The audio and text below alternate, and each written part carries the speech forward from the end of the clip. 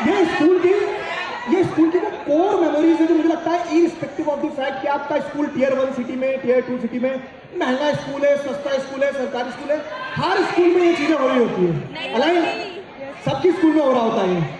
तो अब इन्हीं सारी एक्टिविटीज के बीच में मैं भी बड़ा हुआ, ऐसे ही स्कूल मैंने भी पास आउट किया, सारा सब कुछ हुआ।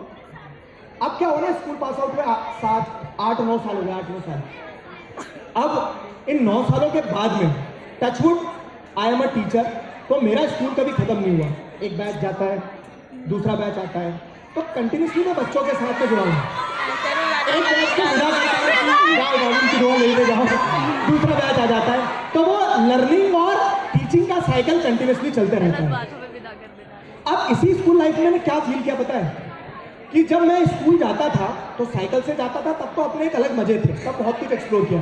लेकिन जब पेरेंट्स छोड़ने जाते थे तो मुझे धुंधली धुंधली चीज़ें याद है कि जब मैं नर्सरी में था तो मेरी मम्मी मुझे छोड़ने जाती थी। अब हमारा जो घर था वो स्कूल से बहुत दूर था, तब हम दूसरे घर में रहते थे किराए से, तो स्कूल से बहुत दूर था। और स्कूल में जब आप नर्सरी में होते हो ना, तो वहाँ स्कूल तो सिर्फ इसलिए ले जाया जाता है आपको कि आप बैठ पाओ 2 मिनट। क्यों? क्योंकि आप जाते थे, वहाँ रोना शुरू कर देते थे, तो थोड़ी देर में छुट्टी हो जाती थी। तो मेरी मम्मी मुझे गोदी में बिठाकर कच्चे रास्तों से बहुत दूर लेकर जाती थी, पैदल पैदल, ठीक है। अब क्या होता, वो पहुंचती थी वहाँ, अब वापस घर जाएंगी, थोड़ा सा काम करेंगे और वापस लेने का टाइम हो जाता था। तो उनके लिए वो क्या होती थी, मॉर्निंग वॉक बहुत लंबी होती थी, किलोमीटर तक वो पैदल चलती थी। तो आज जब मैं स्कूल लाइफ पास कर गया तो मुझे रियलाइज हुआ कि अगर उस समय उन्होंने मुझे स्कूल में ले जाना लाना नहीं किया होता तो शायद मैं आगे पढ़ नहीं पाता। एक बहुत छोटा सा फैक्ट है। तो ऐसे ही अगर लाइफ में आप अपने हीरोज को देखते चलोगे ना, तो आपके आज आप लोगों को ऐसा लग रहा है कि दिगराज सर यहाँ खड़े हो रहे हैं, दिगराज सर, लेकिन फैक्ट ये है कि ये जर्नी सिर्फ मेरी जर्नी नहीं रही है।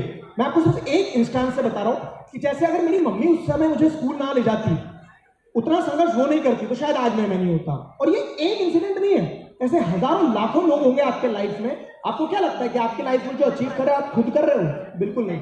इस गलत फहमी में कभी मत रहना। साइलेंटली आपके लिए हजारों लोग प्रे कर रहे होते हैं, साइलेंटली आपके लिए हजारों लोग एफर्ट्स लगा रहे होते हैं, तब जाकर आप बनते हो। और उन हजारों लोगों में मैं ग्रेटफुल हूं कि आप सब लोग हो जिनने मुझे आज ये मुकाम दिया है। तो thank you very much for that.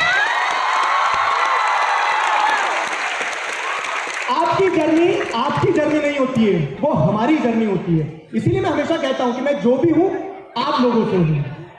दूसरी चीज, अब अगर बात की जाए ना को करिकुलर एक्टिविटीज की, तो आज मैं यहां अगर माइक पकड़ के बोल पा रहा हूं ना, तो उसका कारण क्या है पता है? मैं 4th क्लास में था और उस 4th क्लास में हमारे स्कूल में क्रिसमस का कंपटीशन हो रहा था। वहां से है ना किसी ने मतलब जो एंकर थे स्टेज पे, उन्होंने क्वेश्चन पूछा, ऐसी ऑडियंस बैठी थी बहुत सारी। मैं कॉन्वेंट स्कूल में पढ़ता था कि जब यीशु मसीह का जन्म हुआ तो सबसे पहले उन्हें किसने देखा? तो मुझे आंसर पता था, चरवाहों ने देखा। अब हुआ क्या है ना, वो दिन था, 4th क्लास की बात बता रहा हूं, मैंने अपनी पूरी हिम्मत लगा के हाथ ऊपर किया, पर हाथ ऊपर करके वो आंसर दिया कि चरवाहों ने देखा। और वो आंसर देने में जितनी हिम्मत मुझे लगी थी ना, उसके अलावा जीवन में कभी उतनी हिम्मत नहीं लगी। तो इट्स नॉट अबाउट कि आपके अंदर क्या स्किल्स है, आपके अंदर क्या नॉलेज है, आपके अंदर कितनी हिम्मत है। It's important to show up. तो जब भी आपको स्कूल में को-करिकुलर एक्टिविटीज के थ्रू मौका मिले ना शो अप करने का, मैं आज अपनी लर्निंग बता रहा हूं आपको, शो अप जरूर करना। भले ही गलत आंसर दो। मैं उस दिन स्टेज पे खड़ा हुआ, मेरे पैर दोनों थरथरा रहे थे, लिटरली थरथरा रहे थे, ऐसा लग रहा था मैं गिरना चाहूँ कहीं। लेकिन उस दिन वो जो करेज लिया, तो वो करेज है कि जिसने आज मुझे वो हिम्मत दी कि मैं आज खड़े होकर बहुत सारे बच्चों से बात कर पाऊँ, सिर्फ एक आंसर ना दे पाऊँ, बहुत सारे बच्चों से बात कर पाऊँ। तो ये एक इंपॉर्टेंट रोल होता है। तो जहां मौका मिले माइक पकड़ लेना, माइक छुड़ा लेना, लेकिन बोलना। क्यों? क्योंकि वो धीरे धीरे आप बिल्डअप करोगे। अब तीसरी चीज क्या होगा ना, स्कूल में जैसे ये को करिकुलर एक्टिविटीज चलते क्या हो जाएगी ना, स्कूल के इलेक्शंस में, स्कूल की रिस्पॉन्सिबिलिटीज में कन्वर्ट हो जाएगी। तो वहां जब मौका मिले तो वहां खुल के पार्टिसिपेट करना। हारोगे जीतोगे वो मायने नहीं रखता है। क्यों? क्योंकि ये पार्ट है और ये चलता रहता है। लेकिन अगर आप पार्टिसिपेट नहीं करोगे तो आप लाइफ में एक बहुत बड़ी चीज रिग्रेट करोगे। जैसे मैंने कॉलेज बहुत हल्का कॉलेज किया, मतलब it was a type of dummy college नहीं गया मैं कभी, एग्जाम देने जाता था उस तरह से। लेकिन मैंने जो रियलाइज किया अपनी लाइफ में कि जीवन के जो 2 साल रहे 11th और 12th, वो 2 साल बहुत महत्वपूर्ण थे, बहुत ही ज्यादा महत्वपूर्ण थे। क्यों? क्योंकि आप वहां पे लोगों से डील करना सीखते हो, आप सीखते हो कि कैसे दोस्त बनाए जाते हैं, आप ये सीखते हो कैसे जिम्मेदारियां ली जाती है और जिम्मेदारियों को पूरा किया जाता है। तो अपनी स्कूल इलेक्शन, स्कूल पॉलिटिक्स, किसी भी तरह का एनुअल फंक्शन उसमें पार्टिसिपेट जरूर करना है। अब तीसरी चीज, यादें बनाओ। तो यादें बनाने के लिए मैंने बताया कि स्कूल में बम फूटते हैं, ठीक है? बम नहीं फोड़ना है स्कूल में, ठीक है? बम नहीं फोड़ना है, लेकिन जितना हो सके उतनी मेमोरीज क्रिएट करना। क्यों?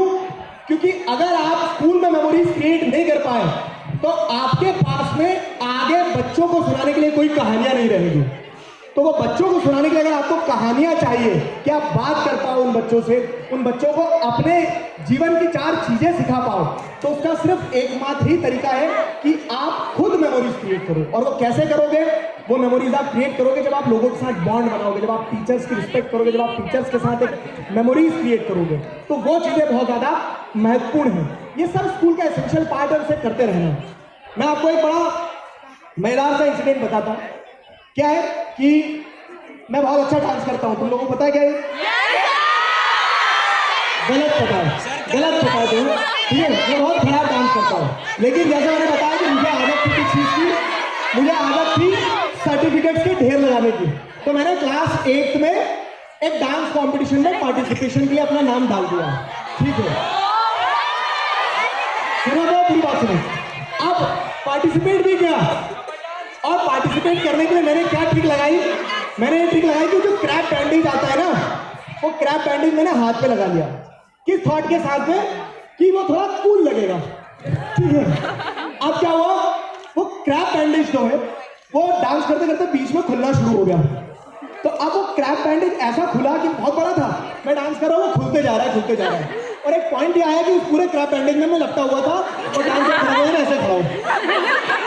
अब सुनना, पूरी उम्मीद थी कि जब रैंकिंग बनेगी तो मुझे नीचे से सबसे पहला स्थान दिया जाएगा हमारा डांस करने में। लेकिन डांस खत्म हो गया, सारी परफॉर्मेंसेस खत्म हो गई।